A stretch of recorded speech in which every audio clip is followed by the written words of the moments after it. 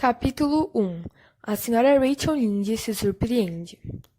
A senhora Rachel Lynde morava exatamente no lugar em que a estrada principal de Anvolia desfazia-se um pequeno vale cercado por amieiros e brincos de princesa, onde havia um riacho que nascia no bosque da casa dos Cuthbert. Aquele córrego era conhecido por suas águas agitadas, mas, ao chegar ao Vale dos Lynde, tornava-se uma água corrente bem calma e conduzida, pois nem mesmo um riacho poderia passar pelas portas da senhora Rachel Lynde sem o devido respeito e decoro. Ele provavelmente tinha consciência que a senhora Rachel sentava-se diante de sua janela, mantendo um olhar atento a tudo o que se passava, de riachos a crianças. Também deveria saber que se ela notasse algo atípico ou fora do lugar, jamais descansaria até que soubesse os quês e os porquês de tudo. Muitas pessoas dentro e fora de Anvolia deixaram de cuidar de suas próprias vidas para cuidar da vida de seus vizinhos. Mas a senhora Rachel Lynde era uma daquelas criaturas perspicazes que, além de cuidar da sua própria vida, conseguia ainda se meter na dos outros. Era dona de uma casa exemplar. Seu trabalho era sempre muito bem feito. Ela cuidava do clube de costura, ajudava na organização da escola dominical e era a maior apoiadora da sociedade beneficente da igreja e da assistência de missões estrangeiras. E mesmo assim, ainda tinha tempo de sobra para ficar horas em frente à janela da cozinha, tricotando coxas de chenille. Já havia tricotado 16 delas, contava as donas de casa de Anvolia admiradas, e observando atentamente a estrada principal que atravessava o vale e subia o aclive avermelhado mais à frente. Já que Anvolia ocupava uma pequena península triangular no Golfo de São Lourenço, com água dos dois lados, qualquer um que entrasse ou saísse de lá teria que passar por aquela estrada, e, portanto, pelo julgamento invisível dos olhos que tudo viam da senhora Rachel. Lá estava ela, em uma tarde no começo de junho. Os raios quentes e brilhantes do sol atravessavam a janela. No pomar, na parte de baixo da casa, cresciam flores rosa esbranquiçadas, sobrevoadas por uma míriade de abelhas.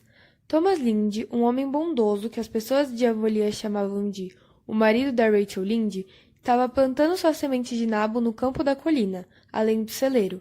Matthew Cuthbert deveria estar semeando as dele no vasto campo vermelho, próximo ao riacho, na propriedade da fazenda de Green Gables. A senhora Rachel sabia disso porque tinha ouvido o próprio Matthew contar seus planos a Peter Morrison, no dia anterior, na loja de William Blair, em Carmond. Com toda certeza, Peter perguntara a ele sobre isso, porque Matthew Cuthbert era conhecido por não compartilhar informações por livre e espontânea vontade. Contudo, às 3:30 da tarde de um dia que deveria estar ocupado, Matthew estava dirigindo-se tranquilamente até a colina. O mais espantoso era que ele vestia sua melhor roupa, a prova de que estava saindo de Anvolia. A charrete e uma égua alazã indicavam que planejava percorrer uma distância considerável. Aonde estava indo Matthew Cuthbert e por que o fazia? Se fosse qualquer outro homem em Anvolia, a senhorita Rachel, habilmente ligando os pontos, poderia dar um bom palpite para essas duas perguntas. Mas Matthew saía de sua casa tão esporadicamente que somente algo atípico o levaria a fazer aquilo. Ele era o homem mais tímido do mundo, odiava ser rodeado por estranhos e ir em lugares que era obrigado a se comunicar com outras pessoas. Matthew, vestido com um colarinho branco e conduzindo uma charrete, era algo que não acontecia frequentemente. Por mais que a senhorita Rachel pensasse, não conseguia encontrar um motivo para aquilo, o que estragou a diversão de sua tarde. Depois do chá, vou à casa da Marília para descobrir aonde ele foi e o que o motivou, decidiu a mulher honrada. Ele quase nunca vai à cidade nesta época do ano e nunca visita ninguém. Se suas sementes de nabo tivessem acabado, ele não teria se vestido daquela maneira, nem pegaria a charrete para comprar mais. Não estava seguindo em grande velocidade, então não saiu em busca de um médico devido a uma emergência. Alguma coisa há de ter acontecido. Estou em um labirinto e, como estou, não voltarei a viver em paz até descobrir o que levou Matthew Cuthbert a sair de Anvolia hoje. Como havia prometido a si mesma, a senhora Rachel partiu após o chá. Não precisou ir tão longe. A casa grande cercada por pomares onde os Cuthbert moravam ficava a cerca de 400 metros, subindo a estrada pelo Vale dos Lynde. Na realidade, o caminho fazia parecer que era bem mais longe. O pai de Matthew Cuthbert, que fora tão quieto e tímido quanto o filho, fizera questão de erguer sua casa em um lugar bem afastado dos vizinhos. Green Gables fora construída na ponta do distrito e estava lá desde então, dificilmente visível da estrada principal, ao redor da qual todas as outras casas de Avonlea estavam socialmente situadas. A senhora Rachel Lynde não achava que viver naquele lugar, para ela tão distante das outras residências, fosse viver de verdade. É apenas ficar, é isso, disse enquanto andava pelo caminho e coberto de grama alta e contornado por arbustos de rosas silvestres. Dá para entender porque Matthew e Marília são um pouco estranhos. Vivendo sozinhos por aqui, as árvores não são uma boa companhia. Se fossem, haveria o suficiente delas. Eu prefiro olhar para as pessoas. Eles parecem satisfeitos, mas suponho que já estejam acostumados a isso. As pessoas podem se acostumar a qualquer coisa, até mesmo a serem enforcadas, como dizem os irlandeses. Ela abandonou a estrada e adentrou o quintal de Green Gables. O jardim estava esverdeado, limpo e bem cuidado. De um lado, lindos salgueiros patriarcais, do outro, belos álamos. Não havia nem mesmo um graveto ou pedra fora do lugar. Se fosse o caso, a Sra. Rachel teria reparado. Particularmente, ela ponderava que Marília Cuthbert varria aquele quintal com a mesma frequência que varria sua casa, pois era tão limpo que seria possível comer algo vindo diretamente do chão sem ingerir nenhuma sujeira. A senhorita Rachel aproximou-se da porta dos fundos e entrou assim que recebeu a permissão para tal. A cozinha em Green Gables era um cômodo alegre, ou teria sido se não fosse tão exageradamente limpa, a ponto de passar a impressão de ser um espaço que nunca era usado. As janelas juntas proporcionavam uma visão completa de leste a oeste. Do oeste vinham os macios raios de sol da primavera.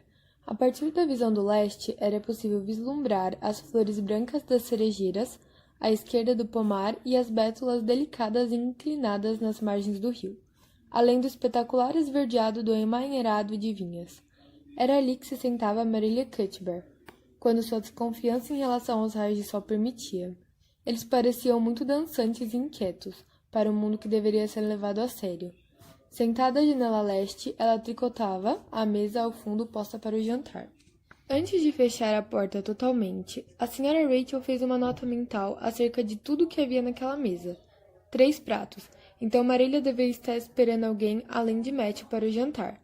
A comida era simples, compota de maçã silvestre e algum tipo de bolo, o que a fez concluir que a companhia esperada não era alguém especial. Então, por que o colarinho branco e a égua alazã de Matthew? A Sra. Rachel já estava razoavelmente tonta com todo aquele mistério incomum na tranquila e nada misteriosa Green Gables.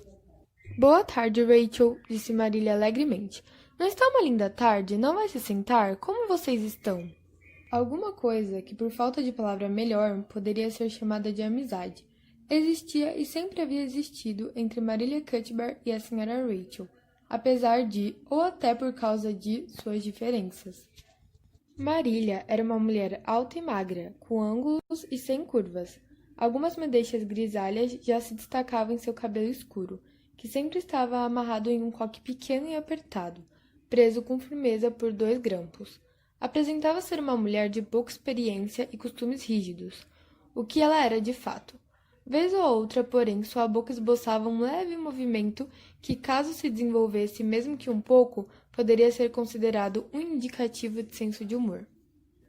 Estamos todos muito bem, disse a Sra. Rachel, mas eu estava um pouco preocupada com você, pois vi Matthew saindo hoje, pensei que ele pudesse estar indo buscar um médico. Os lábios de Marília contorcem-se compreensivamente. Ela já esperava a presença da Sra. Rachel. Sabia que a saída sem motivo aparente de Matthew seria demais para a curiosidade da vizinha. Ah, não, eu estou muito bem, apesar de ter tido uma forte dor de cabeça ontem, ela disse. Matthew foi a Bright River. Nós vamos adotar um garoto de um orfanato na Nova Escócia, e ele chegará de trem hoje à noite. Se Marília tivesse dito que Matthew fora a Brighton River para conhecer um canguru da Austrália, a Sra. Rachel não ficaria tão impressionada. Na verdade, ela ficou realmente chocada por uns 5 segundos. Era impossível imaginar que Marília estivesse brincando com ela, mas a Sra. Rachel via-se inclinada a considerar a possibilidade. Você está falando sério, Marília? Perguntou assim que recuperou sua voz. Sim, é claro, Marília respondeu tranquilamente, como se adotar garotos do orfanato da Nova Escócia fosse parte das tarefas primaveris de qualquer fazenda bem administrada de Avonlea, e não uma grande novidade. A Sra. Rachel sentiu que havia recebido um solavanco mental, pois pensava com pontos de exclamação. Um menino! Marília e Matthew Cuthbert, de todas as pessoas adotando um menino. De um orfanato. Bem, o mundo realmente estava de ponta cabeça. Nada mais surpreenderia depois disso, nada. Como foi que você teve essa ideia? Perguntou ela, empregando na voz um tom severo. Tomaram aquela decisão sem pedir seu conselho. Ela tinha de demonstrar sua desaprovação. Bem, nós estávamos pensando nisso há um bom tempo, o inverno inteiro, na verdade, respondeu Marília. Quando a senhora Alexander Spencer esteve aqui um dia antes do Natal, disse que adoraria ter uma garotinha de um orfanato de Hopton na primavera. Sua prima vive lá, então a senhora Spencer sabe tudo do lugar. Eu e Matthew conversamos bastante desde então. Pensamos em adotar um garoto. Matthew está ficando velho, você sabe, ele tem 60 anos e já não é tão ágil como era antes. O coração dele dá um bom trabalho e você sabe como é difícil arrumar bons empregados. Nunca há ninguém, além daqueles moleques franceses idiotas e miúdos. E assim que você encontra um e o ensina como as coisas devem ser feitas, eles se mandam para os Estados Unidos ou resolvem trabalhar enlatando lagostas. No começo, Matthew sugeriu adotar um garoto imigrante, mas eu fui categórica em negar. Eu disse, eles podem até ser bons, não estou dizendo que não sejam, mas eu não quero um moleque das ruas de Londres. Haverá um risco, não importa quem a gente escolha, mas vou me sentir mais tranquila e conseguir dormir melhor se for um canadense. Então, decidimos pedir à Sra. Spencer que escolhesse um para quando fosse buscar a garotinha dela. Ficamos sabendo que na última semana que ela estava indo para lá. Então enviamos um recado pelos parentes de Richard Spencer em Kermond, pedindo que trouxesse um garoto esperto e amigável com cerca de 10 ou 11 anos. Decidimos que seria a melhor idade, velho o suficiente para ajudar nas tarefas e novo bastante para ser treinado da maneira correta. Queremos dar a ele um bom lar e uma boa educação. Recebemos um telegrama da senhorita Spencer hoje e o carteiro trouxe na estação dos Correios, dizendo que eles chegariam no trem das 5:30 da tarde. Então, Matthew foi a Brent Raven para buscá-lo. A senhorita Spencer vai deixá-lo lá, até porque seguirá até a estação White Sands. A senhora Rachel orgulhava-se de sempre falar o que vinha em sua mente, e era o que ela iria fazer agora, já acostumada com aquela notícia surpreendente. Bem, Marília, vou falar com sinceridade. Acho que você está fazendo uma grande besteira. É arriscado trazer uma criança estranha para sua casa. Este é o seu lar, e você não sabe nada sobre ele, nem sobre seu comportamento. Que tipo de pais ele teve? O que pode se tornar? Deus, faz só uma semana que eu li no jornal que um homem e a mulher dele, a oeste da ilha, adotaram um garoto de um orfanato, que ateou fogo na casa de noite. Botou fogo de propósito, Marília, e quase reduziu o casal a cinzas. E eu me lembro de outra história sobre um menino adotado que costumava chupar ovos das galinhas. Os pais adotivos não conseguiram fazer abandonar o hábito. Se tivesse pedido meu conselho, o que você não fez, Marília, eu teria pedido por piedade que esquecesse essa ideia. É isso. Aquilo não pareceu ofender nem assustar Marília. Ela simplesmente continuou a tricotar. Eu não nego que haja uma verdade no que diz, Rachel. Já tive certo medo também. Mas Matthew estava decidido. Eu podia ver isso, então cedi. É tão raro ele se envolver com algo. Quando acontece, eu me sinto no dever de concordar com ele. E quanto ao risco, existe risco em quase tudo que as pessoas fazem neste mundo. Existe risco até mesmo em ter o próprio filho. Se pararmos para pensar, nem sempre eles se tornam boas pessoas. E também, a Nova Escócia fica bem próxima à ilha. Não é como se tivesse adotado uma criança da Inglaterra ou dos Estados Unidos. Eles não podem ser tão diferentes da gente. Pois bem, eu espero que dê certo. A senhora Rachel disse em um tom que claramente indicava suas dúvidas e angústias. Só não venha me dizer que eu não avisei, ou se ele queimar toda a Green Gables ou envenenar um poço de água. Ouvi falar num caso lá em Nova Brunswick, de uma criança no orfanato que fez isso, e a família toda morreu em uma horrível agonia, mas nesse caso é uma garota. Ora, nós não estamos adotando uma menina, disse Marília, como se envenenar poços fosse coisa de meninas. Algo impensável tratando-se de um menino. Eu jamais adotaria uma garota. Eu me pergunto o que levou a senhorita Alexander Spencer a fazer isso. Mas também ela não teria medo de adotar um orfanato inteiro se tivesse botado essa ideia na cabeça. A senhora Rachel teria gostado de ficar até que Matthew voltasse para casa com seu órfão importado. Mas, refletindo que levaria pelo menos umas boas 2 horas até ele chegar, decidiu subir a estrada em direção à casa de Robert Bell para contar as boas novas. Certamente a notícia causaria um alvoroço, e a senhora Rachel adorava causar um alvoroço. Então ela se foi, para certo alívio de Marília, que já sentia suas dúvidas e medos reaparecendo devido às influências do pessimismo da vizinha. Por Deus, de tudo que eu já vi antes, esbravejou a senhora Rachel, quando já não podia mais ser ouvida avançando pela estrada. Parece até que estou sonhando. Bom, eu sinto pena desse garoto, e dá para entender o motivo. Matthew e Marília não sabem nada sobre crianças. Vão esperar que ele seja mais esperto e mais forte que seu próprio avô, se é que eles já tiveram isso, o que é duvidoso. É inacreditável pensar uma criança em Green Gables. Nunca houve nenhuma por lá, já que Matthew e Marília já eram crescidos quando a casa foi erguida. Se é que um dia foram crianças, no que é difícil acreditar quando se olha para eles. Eu não gostaria de estar no lugar dessa criança de jeito nenhum. Tenho pena dele. E como tenho, disse a senhora Rachel com toda a sinceridade para os arbustos de rosas silvestres.